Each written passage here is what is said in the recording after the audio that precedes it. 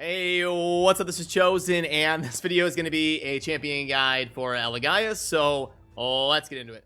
Alrighty, so I don't know when you're watching this video, when it first came out, or later down the road, but Elegaius was released around Halloween 2020 as part of a fragment summoning event, and that has just concluded, so I finally have gotten mine maxed out and built and ready to do a video. Now, as always, for my champion guides, down in a pinned comment, nice and easy to find, I will have an infographic where you can see all of the general information and the masteries that I am using on the champion that you see in this video. But remember, you want to just use that as a template and build the masteries yourself in terms of how you're using the champion on your account. For instance, you may not need Eagle Eye unless you're using him a lot in the arena. That's just kind of an arena type thing because that's where I was playing with him most. So let me put that away and let's go ahead and dive into the kit here. First of all, the aesthetics are incredible. Like I always say, Raid does a good job on this. So yeah, he definitely looks like an undead legendary, and I love the aesthetics of him. For the base stats, now he is an HP scaling support, so his damage is going to be based off of HP. He doesn't hit super hard. His multipliers are pretty similar to like a Harvest Jack, but that's fine. He is not a damage dealer. I know people always get wrapped up in, oh my gosh, they don't hit hard, they're trash. A lot of your support type champions, Battle Khazar, for example, does not hit hard, but he's an amazing champion. So he's a support who scales with HP, but don't expect him to be out there clapping and doing a bunch of damage, one-shotting everybody in the arena and stuff. The base HP, I think, could be a little bit higher. I would like to see that be like 23, 24k, because he has an HP scaling support that doesn't do a ton of damage, but it is what it is. The attack is completely irrelevant, doesn't matter. The defense of 1211, also a little bit low. I would have maybe liked to see that tick up closer to like 1250, 1275, something like that. But to make up for it, the base speed is very good of 106, so that's a plus. And then we got 50 of the res axe stats, which is perfectly fine. Sometimes you see legendaries come out with 0 accuracy, which is a little bit unfortunate when they are built around placing debuffs. So he does get 20 base accuracy, which is pretty good. And then the 30 base resistance is also pretty decent. So yeah, in terms of the kit, the A1 is going to be attack one enemy with a 25% chance that you can book up to 35% of placing a block cooldown skills debuff for 1 turn. The chance increases by 0.75% for every 1% HP this champion loses. Decently reliable CC on an A1, so we'll take it. That's not bad. Then we've got the A2, attack one enemy, but the target's skills on cooldown, and if the enemy team has duplicates of the target champion, will also put their skills on cooldown. So if you've got a situation where somebody's using double Rotos in the arena or something, boom, you do dead stop, and you're gonna affect the them both with that ability. So interesting. It's a cool mechanic that we haven't really seen in Raid, so I do like that. You do got to be careful in the arena. From my testing, he will prioritize this A2 sometimes. So if you want to make sure he's doing the A3, you're probably going to want to manual that. You'll see that in the footage when I show him in the arena. But sometimes, I see, like, personally, I think he should only prioritize the A2 if there are actually multiples or duplicates of the same champion. Otherwise, I think he should be prioritizing his A3 all the time, because the A3 is actually pretty good. It's going to be an AoE with a 75% chance that you can book up to 100 of removing 2 random buffs. That's very good. Anytime we get AoE buff strip, that's a very good ability. Has a 75% chance that you can book up to 100 of decreasing all enemies' turn meters by 20%. Decreases enemy turn meters by a further 0.2% for every 1% HP this champion loses. So that kind of synergizes the similar effect with the A1. So yeah, it's kind of built around a fight that lasts longer, or maybe in a team that goes second, you absorb what the enemy does, and then he gets just a little bit more value based off of losing some HP. Then the passive here is going to be wordy, but hang in there with me.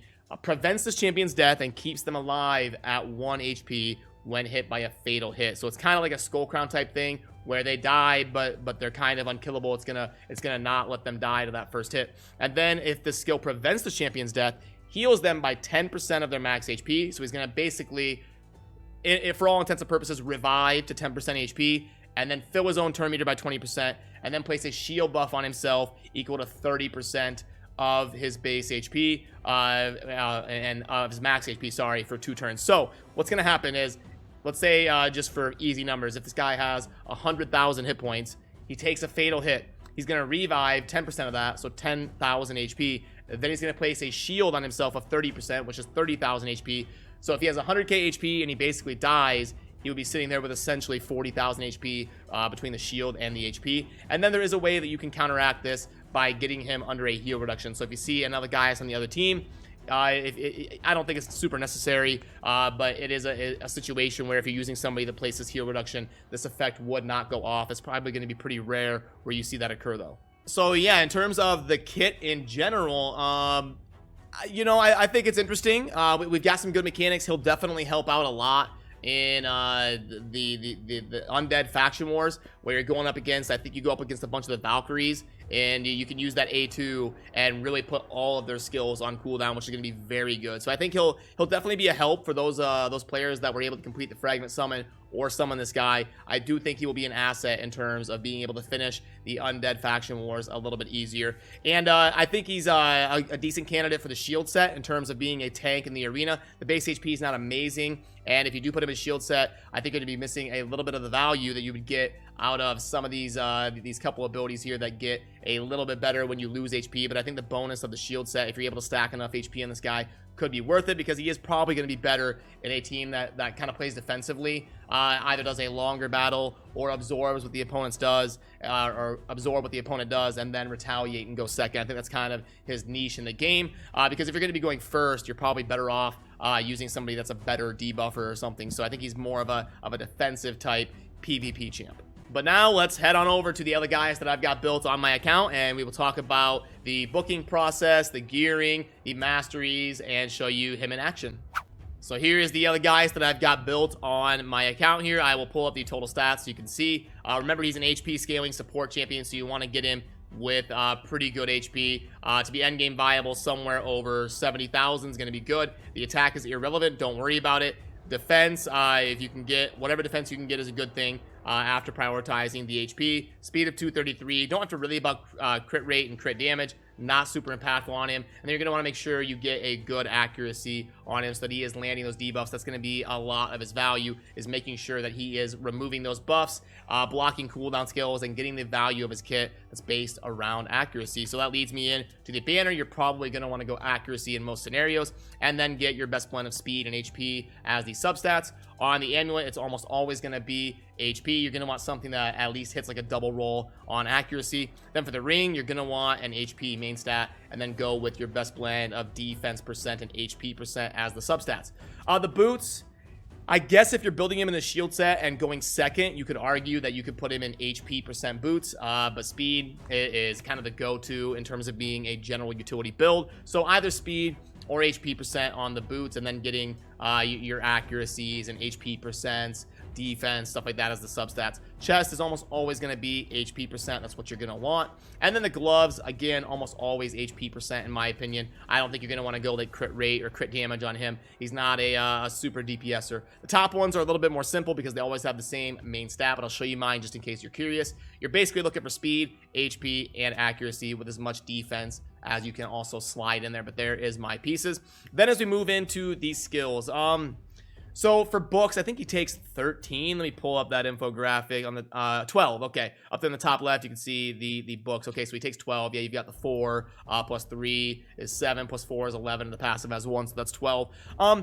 Unfortunately, I do think the books are pretty impactful on him. An A1 CC that gets 10% more on top of 25 is pretty impactful. And then obviously we get cooldowns on the A2 and the A3 to get this to 3 turns and to get this to 4 turns. So that would help him not only have a much better rotation in terms of cycling his abilities, but you get so much value out of the buff debuff chance on the books. So if you're going to be using this guy a lot to complete faction wars and as part of your staple in the arena, the books are probably going to be worth it. You're just going to have to go ahead and spend them. Not super impactful on the passive. If you get super lucky RNG, you could max him out with 11 books and save that, but you're probably going to hit that ability on your way up there to book him all the way out.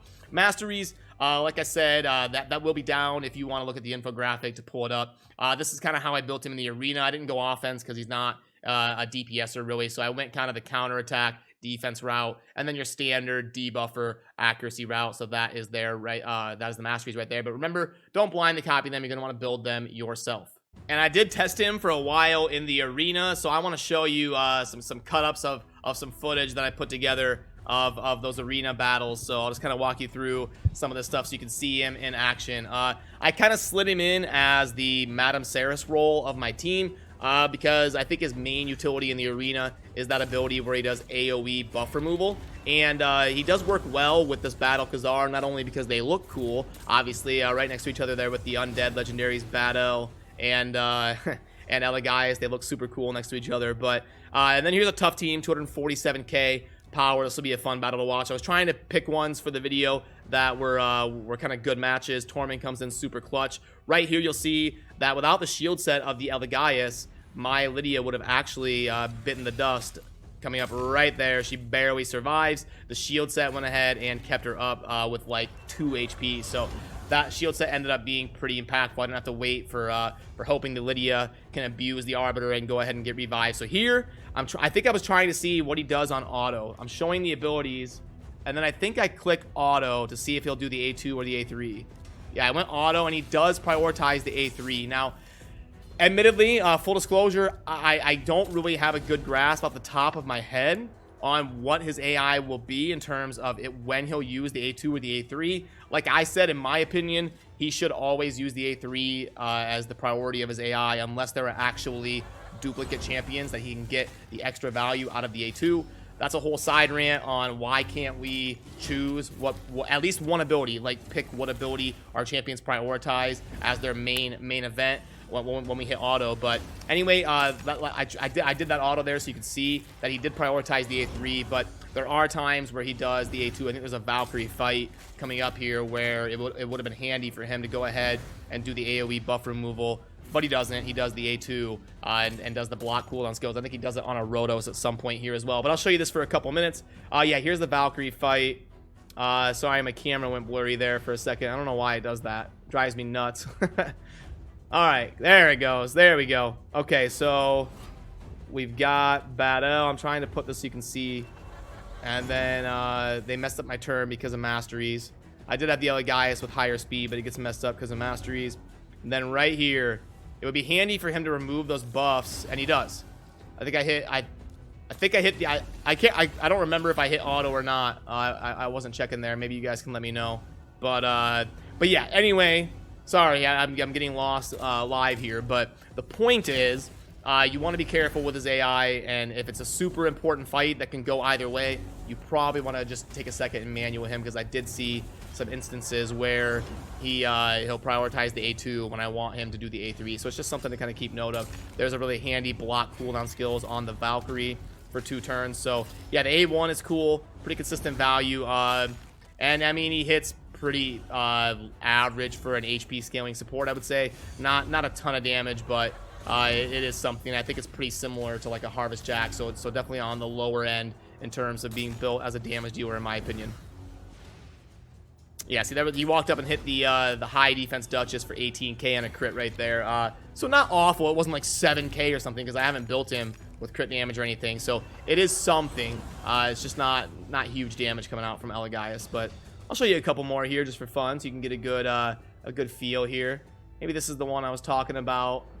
Try to see if so right here I've got auto for the Battle, and then here it didn't get messed up. So I think, yeah, I hit auto, and right there, see, he goes in on the Valkyrie.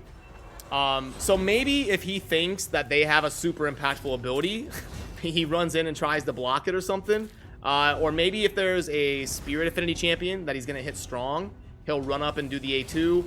There's a few different ways that the AI could be functioning there, but you did see right there for confirmation that he did prioritize the A2 as part of the AI.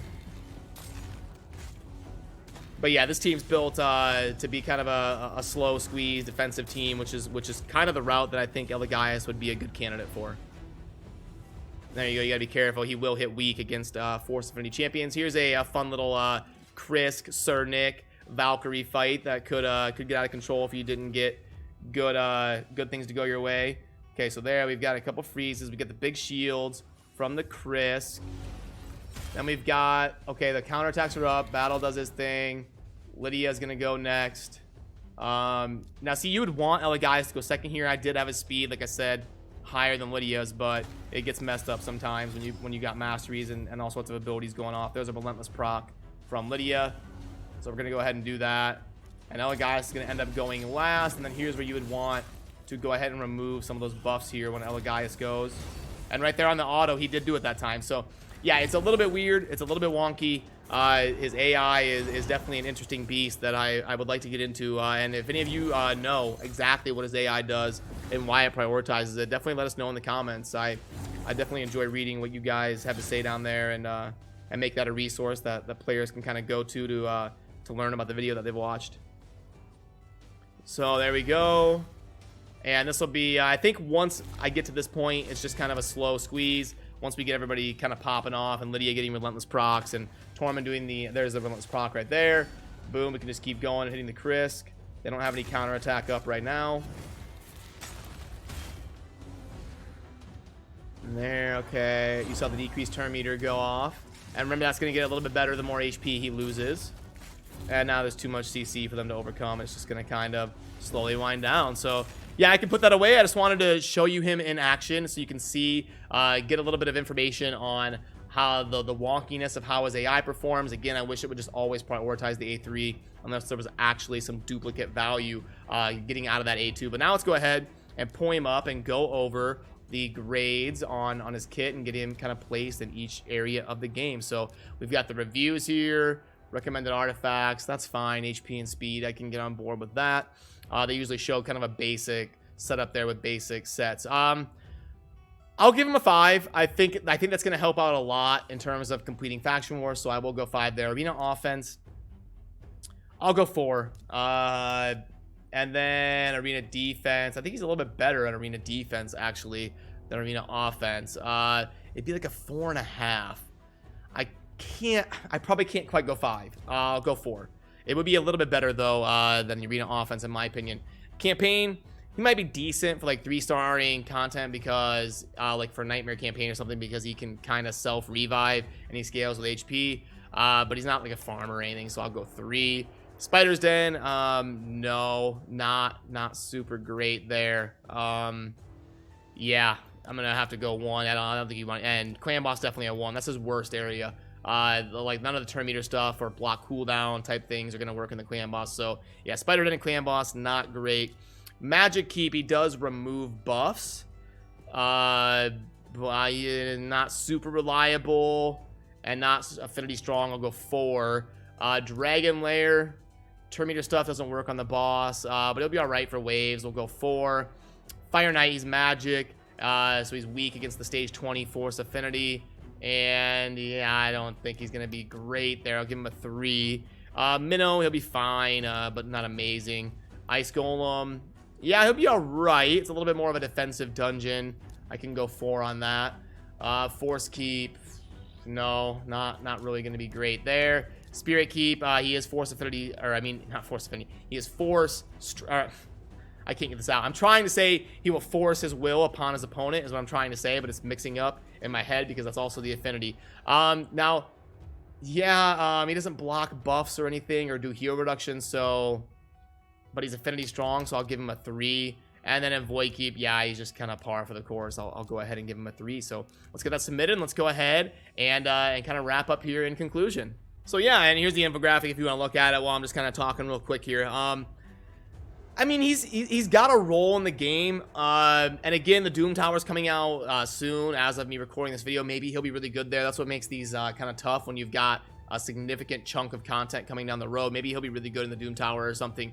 But yeah, I think he's super helpful for Faction Wars, for people that haven't finished the Undead yet, and I think he can slot in maybe in Tag Team Arena and certain defensive type setups and do some fun things in the right team and be a candidate for the shield set, which helps out being an HP scaling champion on a defensive type team, and has kind of a cool ability in terms of hitting the dupe enemies and putting their abilities on cooldown. I think his AI is a little bit wonky, and I think he can maybe use a little bit more consistency in terms of the performance of his kit. But all in all, I would give him like a 7 out of 10 in terms of design as a champion.